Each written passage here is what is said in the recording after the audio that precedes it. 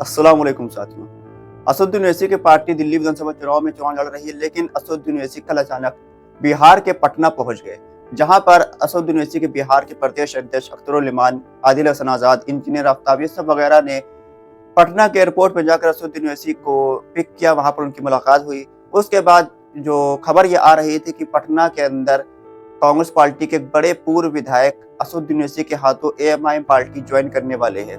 इसको लेकर सीमांचल के इलाके में बहुत तेज हलचल चल रही थी। सोशल मीडिया पे सुबह से ही बहुत सी अफवाहें, बहुत सी खबरें चल रही थी और असदुद्दीन ओवैसी जो जिस कारण से पटना पहुंचे थे, वो कारण ये था कि जो का जो संशोधन बिल के लिए जो जेपीसी कमेटी बनाई गई थी, उस कमेटी की मीटिंग एक पटना के अंदर होनी थी। उसमें शामिल होने के लिए बैरिस्टर असदुद्दीन ओवैसी पटना पहुंचे थे।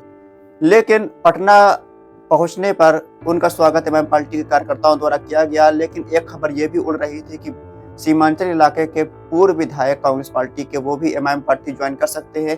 इन खबरों को हवा उस तब मिली जब उन पूर्व विधायक ने एक पोस्ट किया और अपनी फोटो बस में बैठे हुए डाली और लिखा कि मैं आज पटना पहुंच रहा हूं।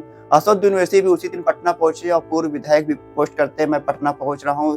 इसको लेकर बहुत तेजी से खबरें वायरल हुई। लोगों का दावा यह था कि पूर्व विधायक बहादुरगंज विधानसभा सीट से तौसीफ आलम ये एमआईएम पार्टी ज्वाइन कर सकते हैं और एमआईएम पार्टी ज्वाइन करने के लिए असदुद्दीन ओवैसी साहब से मिलने के लिए ये पटना जा रहे हैं। हालांकि पिछले दिनों इन्होंने असदुद्दीन ओवैसी साहब की तारीफ भी करी थी और ये कहा था कि जनता अगर चाहेगी तो मैं एमआईएम पार्टी से भी चुनाव लड़ने के लिए तैयार हूँ।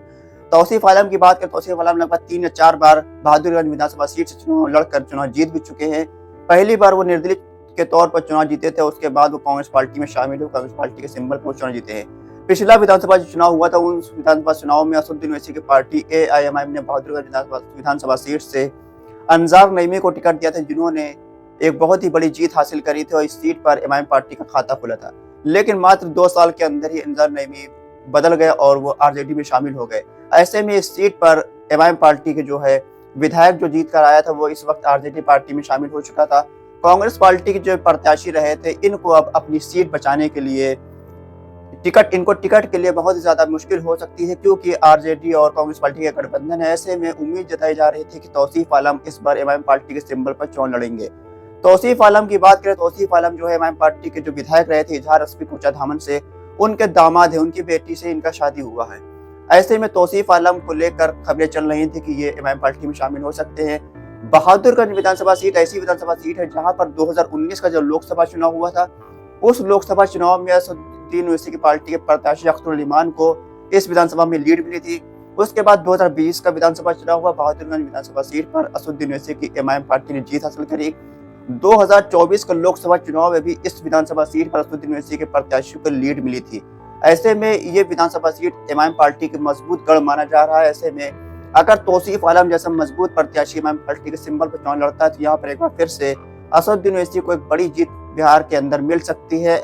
लेकिन जो मुकामी बहादुरगंज के एमआईएम पार्टी के कार्यकर्ता है, वो ये दावा कर रहे हैं कि वो ये मांग कर रहे हैं कि एमआईएम पार्टी से किसी पुराने कार्यकर्ता को ही टिकट दिया जाए, किसी बाहरी व्यक्ति को टिकट ना दिया जाए। हालांकि तो आने वाले दिनों में पता चलेगा कि एमआईएम पार्टी बहादुरगंज किसको टिकट देती है या फिर तौसीफ आलम एमआईएम पार्टी ज्वाइन करते हैं या नहीं करते हैं, ये भी आने वाले दिनों में मालूम चलेगा।